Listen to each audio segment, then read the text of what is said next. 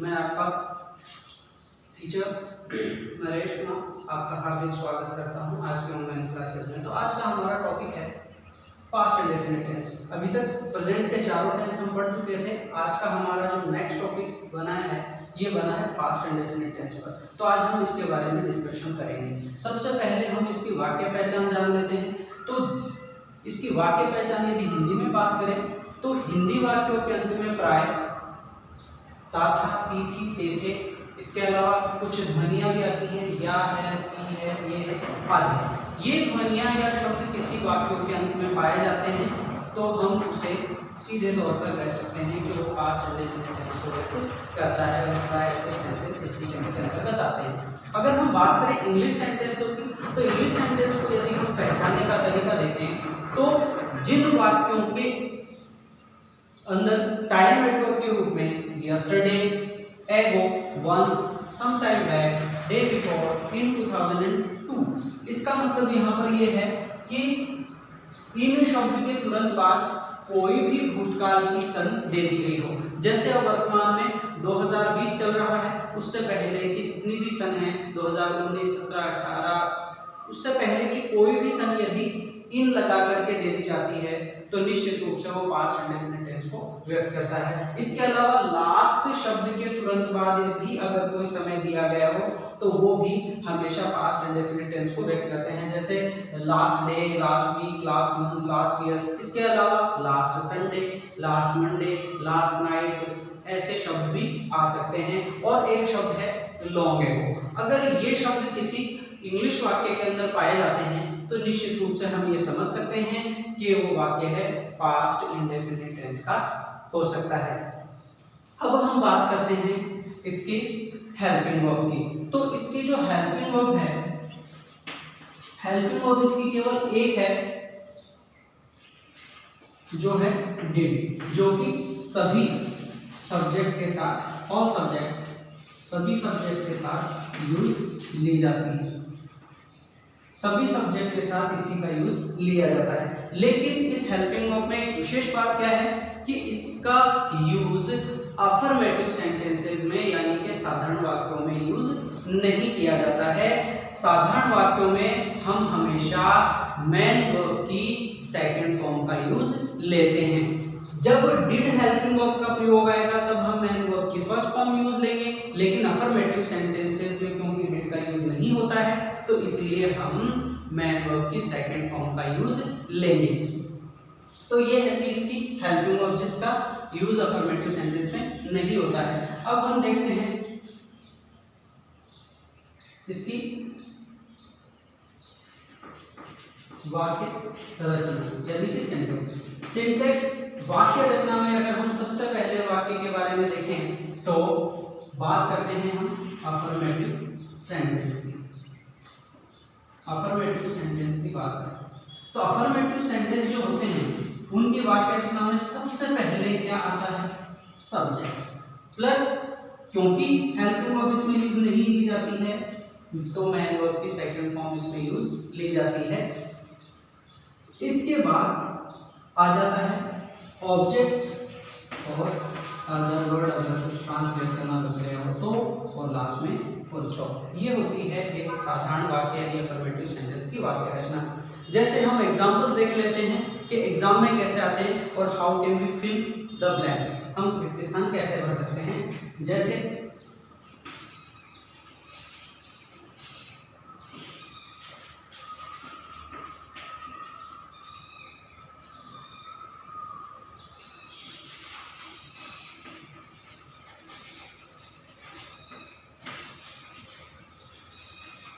For example ये sentence दिया गया है, वाक्य है राहुल रिक्त स्थान टू मी यस्टरडे और ब्रैकेट में दिया गया है कम। इस वाक्य में सबसे पहले हमें पहले वाले ही तरीके यूज लेने हैं। सबसे पहले हमें ये समझना है कि जो सेंटेंस दिया गया है वो कौन सा, इसमें वाक्य को पहचान कैसे सकते हैं। वाक्य को पहचानने का तरीका होता है उसकी टाइम नेटवर्क। यहाँ पे टाइम नेटवर्क के रूप में हमें क्या दे रखा है, यस्टरडे। मैंने आपको पहले ही पहचानने के तरीके में बताया था कि यस्टरडे कौन से टेंस को टाइम इसको आइडेंटिफाई करती है, पास्ट इंडेफिनिट टेंस को आइडेंटिफाई करती है। तो क्योंकि पास्ट इंडेफिनिट टेंस को आइडेंटिफाई करती है तो हमें इस वाक्य में जो भरना होगा वो मैन वर्ब की क्या कौन सी फॉर्म आएगी, मैन वर्ब की सेकंड फॉर्म। तो यहाँ पे ब्रैकेट में हमें फॉर्म दे रखा है, ये फर्स्ट फॉर्म है, अगर हम इसे को सेकंड फॉर्म में कन्वर्ट करेंगे तो इसकी मैन वर्ब की सेकंड फॉर्म की आ जाएगी कैम, CAME, ये इसकी सेकंड फॉर्म होती है। तो इस तरह से हम इसको फिल कर सकते हैं, भर कर सकते हैं। इसका एक और एग्जांपल हम देख सकते हैं, जैसे कि दे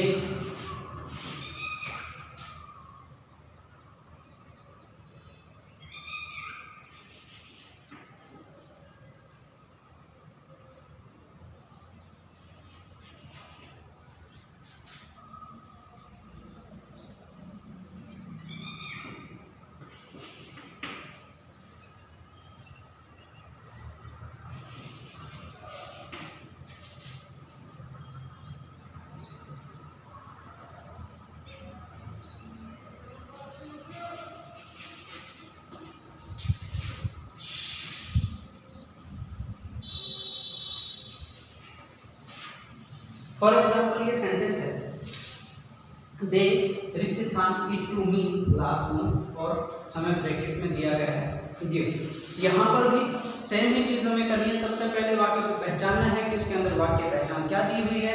वाक्य पहचान आप ध्यान से देखेंगे तो यहाँ पर हमें दे रखा है लास्ट मंथ। मैंने आपको पहले ही बताया था कि लास्ट के तुरंत बाद अगर कोई समय दिया गया होता है तो निश्चित रूप से ऐसे सेंटेंस जो होते हैं वो पास्ट सिंपल टेंस को आइडेंटिफाई करते हैं, और पास्ट सिंपल टेंस के अकॉर्डिंग हम इसमें भर देंगे मैन वर्ब की सेकंड फॉर्म। तो मैन वर्ब की सेकंड फॉर्म यहाँ पे मैन वर्ब दे रखा है गिव, गिव की सेकंड फॉर्म क्या होती है, गिव। तो गिव की सेकंड फॉर्म हम यहाँ पे फिल कर देंगे गिव। इस तरह से हम अफर्मेटिव सेंटेंसेस को सॉल्व कर सकते हैं। तो ये थे हमारे अफर्मेटिव सेंटेंस। अब हम बात करते हैं नेगेटिव सेंटेंस। तो नेगेटिव सेंटेंस की अगर हम बात करें तो नेगेटिव सेंटेंस की सबसे पहले हम देखेंगे वाक्य रचना।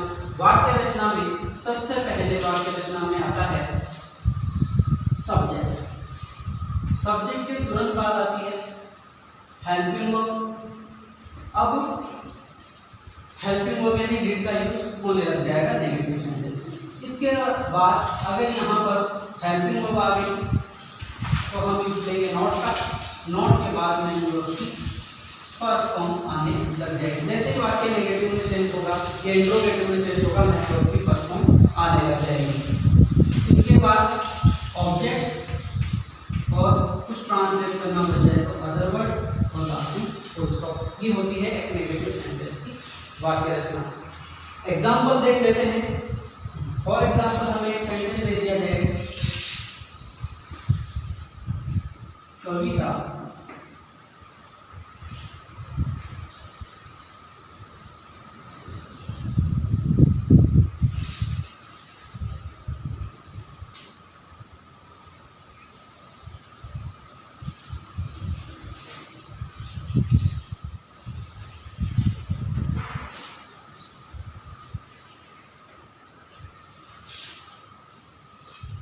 जैसे कि एग्जाम्पल है कविता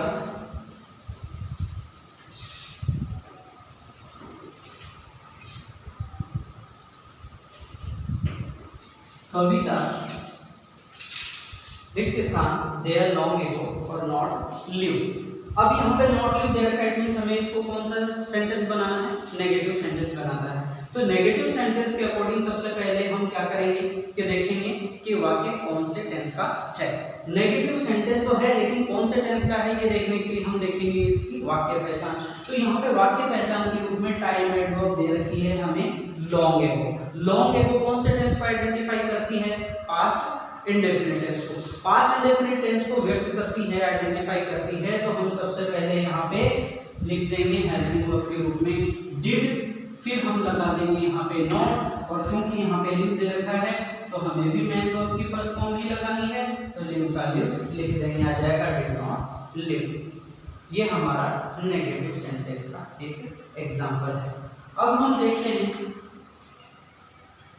इंट्रोगेटिव सेंटेंस। तो अगर हम बात करें इंट्रोगेटिव सेंटेंस की तो इंट्रोगेटिव सेंटेंस की जो वाक्य रचना होती है उसमें सबसे पहले क्या आएगा, WH वर्ड। तो WH वर्ड हमारा सबसे पहले, इसके बाद हेल्पिंग वर्ब यानी कि डिड, इसके बाद हमेशा लगाते हैं हम सब्जेक्ट, इसके बाद मैन वर्ब की पास्ट फॉर्म और अदर ऑब्जेक्ट और अदर, और लास्ट में क्वेश्चन मार्क। ये होता है हमारा इंट्रोगेटिव सेंटेंस की वाक्य रचना। तो इसके अकॉर्डिंग भी एक एग्जांपल देख सकते हैं, जैसे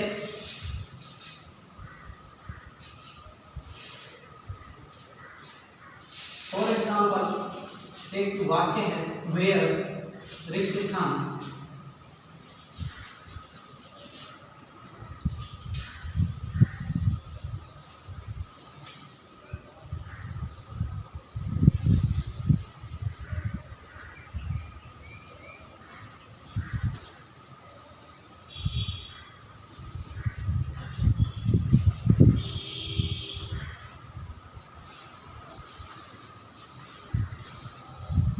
जैसे कि एग्जांपल है वेयर रिक्त स्थान, दे रिक्त स्थान, लास्ट रिक्त, और भरने के लिए हमें ब्रैकेट में दिया गया है गो।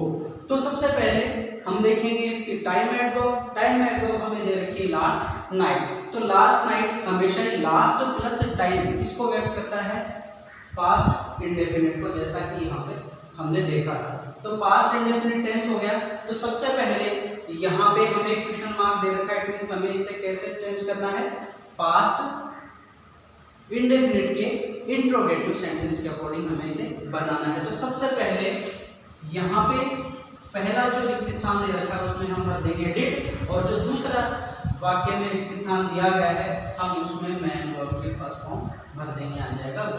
तो पहले में डिड आ जाएगा, दूसरे में वो आ जाएगा। इस तरह से ये वाक्य इंट्रोगेटिव सेंटेंस बन जाएगा। तो ये है हमारे इंट्रोगेटिव सेंटेंस का एक एग्जांपल। अब हम बात कर लेते हैं इंट्रोगेटिव नेगेटिव सेंटेंस की। इंट्रोगेटिव नेगेटिव सेंटेंस की यदि हम वाक्य रचना देखें तो सबसे पहले ऐसे सेंटेंसेस के अंदर आते हैं WH वर्ड। WH वर्ड के बाद डिड, डिड के बाद आप अगर डिड के साथ नॉट का यूज लेना चाहें तो यहीं पर भी आप इसे डिड लिख सकते हैं। प्लस आ जाएगा सब्जेक्ट, प्लस आ जाएगा मैन वर्ब की first form, plus object, plus other word question mark. ये होती है एक इंट्रोगेटिव नेगेटिव सेंटेंस वाक्य रचना। अगर आप डिड के साथ नॉट का यूज नहीं लेना चाहते हैं तो आप इसे मैन वर्ब की फर्स्ट फॉर्म से पहले भी लगा सकते हैं, लेकिन यहाँ पर इसे पूरा लिखना होगा और यहाँ पर इसे शॉर्ट में लिखना होगा। ये आपको विशेष रूप से ध्यान देना है। एग्जांपल्स देख लेते हैं, जैसे